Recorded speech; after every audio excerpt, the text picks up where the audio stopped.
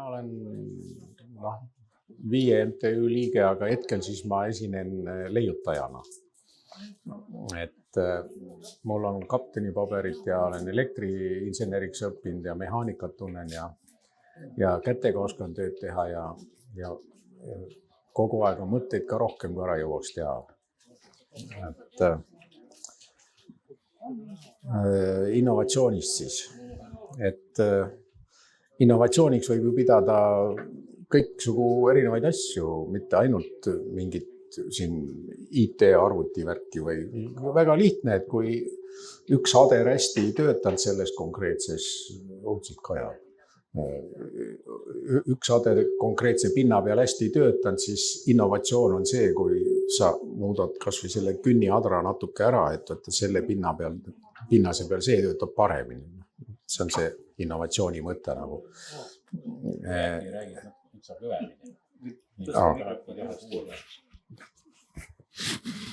No, läks paremas. Ja, väga hea. Ma olen nööbi kinni. Ja, innovatiivsed. Ei, see on muidu päris hea. No võt, ja siis kogu see inimese nii-öelda tehniline areng on seotud innovatsiooniga, aga tegelikult mõtteareng on samamoodi ikkagi, innovatsioon on sisuliselt loominguline lähenemine probleemidele, et kuidas probleeme kõige efektiivsemalt ja mugavamalt ja lahendada, eks see ahv, kes puu otsas turnis ja kangesti tahtis sealt vesipuust maiust saada, siis ta nuputas välja, et näpp ei ulata, aga toikaga saab. Et see on esimene nii-öelda tüüpiline innovatsioon. Aga tegelikult on ühiskonna uurijad teinud kindlaks, et neid hulle leiutajaid, need Eesti nii-öelda kirjanduse arhetüübid on see vesipruul ja tatikas, aga see on nagu halva varjundiga. Mina kui leiutaja, kui ma ütlen, et ma olen leiutis, paljud ütlevad, see joon tatikas. Eks, et ühesõnaga, et neid on ühiskonnas 2–2,5%, kes on sellised, kes põhjapanevalt uusi asju teevad, mõtlevad välja või kombineerivad olemasolevaid asju uut moodi või ja siis on ma nüüd 100% ei ole kindel, aga suurusjärgud olid sellised igal juhul, mul on meeles, et umbes 17% on siis selliseid, kes selle uue asjaga kohe rõõmsalt kaasa lähevad, kui tore, kohe teeme. Siis on 33% on umbes selliseid, kes natuke kaaluvad ja vaatavad, et on hea asi küll, võtame kasutusele metoodiliselt rahulikult. Siis on neid, kes tegelikult ei viitsiks ja ei tahaks selle uue asjasse süveneda, aga no vaja on. On vaja, võtavad kasutusele, hea küll. Ja siis on see viimane 17%, kes mitte mingi olemiga ei taha seda uut näha ega kuulda. Nemad panevad nii, nagu nemad olid kogu aeg harjunud ja teinud ja neid ei huvita. Et see on niisugune, kuidas öelda, mulle tuli see ühiskonnateadlase nimi meelde, aga see Ööülikoolist raadiost kuulsin, kuidas Raul Rebane tsiteeris ühte ühiskonnateadlast. Ja see nagu minu hinnangul langeb väga täppi. Et mina olen kogu aeg nagu paralleelmaailmas elan, ma vaatan ringi, mis ümberringi ühiskonnas toimub, siis minu jaoks on kõik valesti tehtud. Ma olen paksu naha kasvatanud ja küll ma olen ikka rõõmus ja elan edasi. Aga häda on selle innovatsiooniga see, et isegi kui need ainult paar protsenti ühiskonnast millegi uuega hakkama saavad, siis eriti selles samas raha tsivilisatsioonis ei ole see nii lihtne, et see kohe läheb kõik käiku, mida välja mõeldakse, vaid see on mõnikord väga suur juhus ja mõnikord satub kuidagi hästi niimoodi, et see innovatsioon levib nii palju, et see enam ei saa džinni pudelisse tagasi toppida, aga enamasti on niimoodi, et kui mingi hea asi välja mõeldakse, siis need, kes tajuvad ohtu, mis on konkurendid sellele uuele asjale või see uus asi on nii-öelda sellele mingile vanale asjale konkurent, siis kui see vana konkurent on piisavalt võimekas, siis ta põhimõtteliselt tapab selle innovatsiooni ära konkurentsi pärast. Et inimkond millegipärast ei kohane kergesti uue asjaga, vaid see uus peab kuidagi mingi imenipiga pääsema nii-öelda pääsema välja sellest mingist üksikust, ma ei tea, garaažileiutajast. See satub kuidagi nii massiliseks, et see tõesti juurdub ühiskonda, et see ei ole nii lihtne. See on universaalne asi, see on ükskõik millega. See on peamiselt ongi just tänu jälle sellele rahaühiskonnale, kuna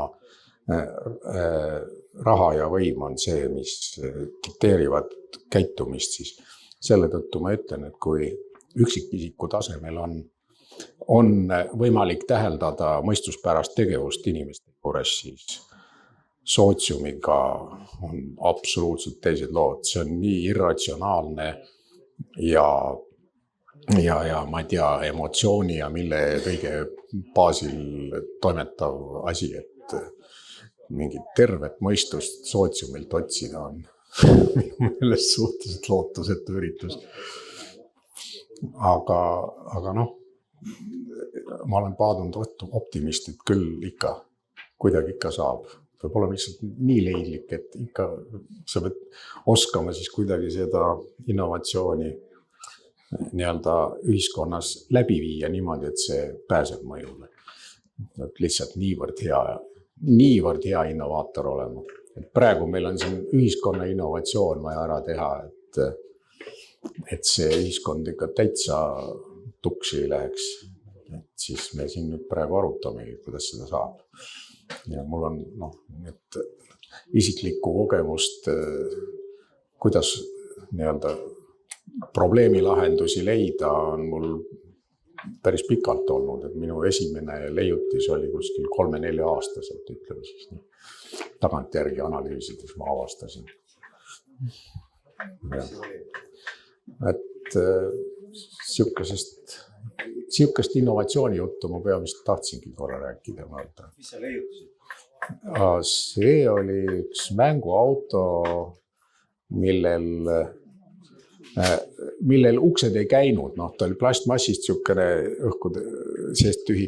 Nii-öelda, kuidas siis on vaakumvaluga tehtud siukene villis oli, kus olid kõik reljeefselt, kõik uksed ja kapotikaaned ja kõik olid olemas, aga nad ei käinud. Siis ma varastasin ema tagant köögist terava suure köögilaua noasukse, siis lõikasin selle niimoodi lahti, et hingekohad jäid alles, ära ei kukud küljest, aga paindus läbi niimoodi, et kapott käis üles ja ukse lingid käisid kõik. Ja ema kõrvarõngad oleks saanud hingedeks? No jah, ma tegin lihtsamalt, see plast paindus hästi. Aga ema muidugi leidis, et nüüd on see auto puru lõigutud, et loll poiss lõhkus auto ära ja viskas minema. Et tüüpiline reaktsioon innovatsioonile ühiskonna poolt. Hea küsimus ja hea näide vastuseks, kuidas maailmas asjad käivad. Aga kas sa oskad midagi põhjendada, et miks ühiskond ei taha innovatiivne? No inimeste iseloomud on ka erinevad, et mõni teeb ikka nii, et lihtsalt nii tehakse. Minusugune kõige esimene küsimus on miks. Ja kui adekvaatset vastust ei tule ja ise ka ei suuda leida, siis ma kehitan õlgu, ma küll nii ei tee. Ma teen nii, nagu mulle mugav on või hea, kui vaja on või mitte nii, nagu tehakse. See on null argument. See ei ole argument, tehakse. See ei ole argument üldse. et oktoobrilaste koondusel esimesel, kus siis nii-öelda oktoobrilepsi taheti meist teha, siis mina vaatasin sellele tädile otsa, et mida asja, miks ma peaksin siin marssima, lolliks läinud või? Mitte ei huvitanud absoluutselt. Mind visati välja sellest oktoobrilaste koondusest, et ma teistele halvasti ei mõjuks. Ma sain terve selle 45 minutit, mis see tund kestis. Mina sain treppidest liugu lasta ja mul oli väga lõbus seal koolimaja pidi. Et teised panid Atva kuskil seal, laulsid patriootlikke laule. Mitte, et mul midagi laulmise vastu oleks, aga seal peaks ka mingi mõte olema. Siukene ma olen. Ma nüüd sain natuke endast rääkida või tutvustada, aga see, ma arvan, et see on nagu loodetavasti inspireerib ja paneb mõtlema inimesi, et kui nad kuskil leiavad endast selle leiutaja üles, siis arendage, kasutage seda. Et esitage küsimus, miks tehakse nii ja miks tehakse naa. Ja et see on nagu, see tuleb selle asja ivani jõuda alati. Et siis on omal ka hea tunne, et ma saan aru, kuidas asjad käivad. Õige. Vot. Et nüüd hakkame siis ühiskonda edasi parandama kuidagi. Ja, et mis ma muud oskan öelda, et innovatsioonist, see asi ka, et innovatsioon on jätkusuutlikkusega ju otseselt seotud ja jätkusuutlik on, kus on ülioluline asi ja see on ka nii-öelda, kuna inimene on nii leidlik, elukas, siis selle tõttu ta ka kohaneb ja ta on väga vintske, ega ta välja väga ei sure. Aga lihtsalt, et kõigil oleks parem nii lindudel, loomadel kui inimestel, siis oleks hea, kui oleks tasakaalupunkt leitud. Minu meelest Eestis on praegu veel ei ole, paistab, et kohe hakkab minema väga halvaks, aga veel ei ole väga hulluks läinud selles mõttes, et meil on looduse ja tsivilisatsiooni tasakaal on minu meelest nagu enam-vähem veel nagu õige või paigas, et meil on seda päris loodust olemas. Ja õnneks on see ugri-mugri tõuk selline, et nad armastavad metsa ükskõik milliselt eestlaselt. See on see üks ühine punkt, mille kaudu saab alati Eesti rahvale läheneda, et kas sa loodust armastad? No, ma ei ole ei kuulnud. Sellist vastust ei tule kunagi, et ei, minul on küll savi. Mul see betoon ehitus meeldib palju rohkem kui kuusemets. Sellist asja väga ei ole kuulnud. See on üks väga kõva argument, ma arvan. See on see Eesti rahvuse juurikas peitub seal selles metsarahvas suuresti. Kuulates sind ja mulle jääb mulje, et sa oled ikka üks laisk mees. Väga. Sellepärast, et klassikud on Smurfi-seaduski ütleb, et kui sul on raske ülesanne, anna selle laiskvorstile, ta leiab kõige lihtsama viisi, kuidas seda teha. Jah, kahjuks nii on, jah. Et maailm on tasakaalus. Et kuidagi tuleb kompenseerida seda, mida sa, aga jah. No see ahv, kes sealt toikaga kaapis oli ka laisk. Ta oleks võinud võib-olla kuidagi murda seda puud või mida iganes, aga ta oleks kõige lihtsama vastupanu teed. No nüüd vist sai küll kõik ausalt ära räägitud nagu Agu Sihvka. Või kui on kellelgi mingeid häid mõtteid või küsimusi, võime arutada midagi. Inspireerisin kellelegi mingi mõtte pähe. Kas on kellelgi küsimusi veel, miskit tahab öelda? See oli alles sissejuhatus ju. Ma ootan neid avastusi ja leiutisi, mida oled teinud kirjelda. Jah. No mõndagi vähemalt. Ja mis on kasu toonud rahvale? Siin lööb välja jälle see rahamaailma värk, et mina sain isaks 19-aastaselt. Mul on 3 last, nüüd on mul 5 lapselast. Aga siis oli vaja pere toita ja siis see ei tähenda, et ma ei leiutanud, aga need ei olnud mingid sellised põhjapanevad asjad. Aga kui ma tehases treialina töötasin, siis vanad treialid, ma olin niisugune noor naga, enne Vene kroonu. Ma olin 18, jah, sain isaks ja läksin siis, ühesõnaga mingi 19 aastat vana olin, treialina töötasin, siis vanad treialid käisid minu juures vaatama, mida see hull jälle välja mõtleb, et ära sa jumala pärast nii efektiivselt ja kiirelt tee, sellepärast et pärast normeeritakse jupi hind ära ja siis me oleme kõik näljas. Et siis me leidsime kokkuleppe. Mina armastasin hommikuti magada, ma tulin kuskil 11:30 või niimoodi, ilmusin tööle. Et teist oli pool päeva läbi, siis ma tulin, tegin ruttu järgi. ja ma sain ka päris korraliku palga, ma mäletasin, et palgapäeval tulin läbi linna koju, mis need madalad majad maksavad. Siukene tunne. Ja. Et ministri palk oli 500, minul oli kõige parem palk oli 360 rubla, et see oli päris tõsine. Enne ma olin laborandina töötanud 90 euro selle rubla peal. Seal ma õppisin seda rauatööd, ma tegelikult käisin inglise keele erikoolis, aga siis ma õppisin kätega ma muidugi enda jalgratast parandasin kogu aeg ise, et ma oskasin väga varakult ise kodaraid vahetada või mida iganes, et mul ei olnud probleemi. Et mul kuidagi see ruumiline mõtlemine ja see on sünnist saati. No jah, kui nüüd uskuda astroloogiat ja astronoomiat, just peamiselt seda astroloogiat, siis peab tunnistama tagantjärgi, et see on tõsi. Mulle 25-aastaselt öeldi, et sinu karjäär algab alles 46 aastast. Ma mõtlesin, et see ei ole võimalik. Ma pean surnud selleks ajaks.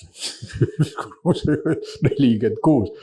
Aga ainus leiutis, mis on tootmiseni jõudnud ja pankroti ja kõik läbi teid, mul täistsükli kogemus, on see, et ma siis minu juurde tulid, kui ma olin 46, tulid minu juurde sõbrad ja ütlesid, kuule, et sul on sinna sahtlisse joonistatud üks kihvt purjekas, et hakkame tegema otsast. Me orgunnime.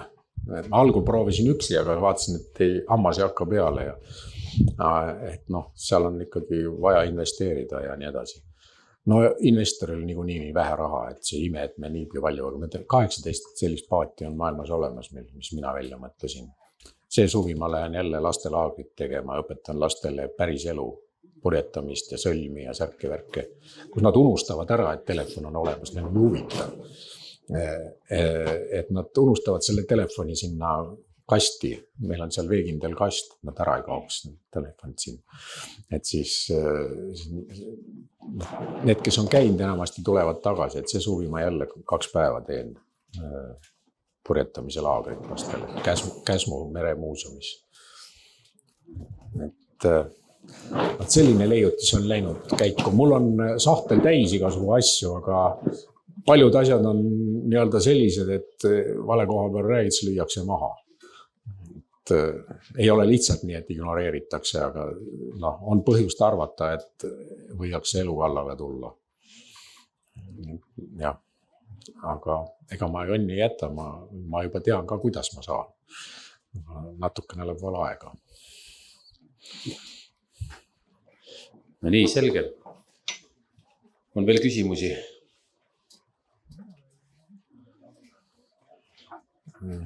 Tõmbame siit siis selle teema kokku ja. Jah.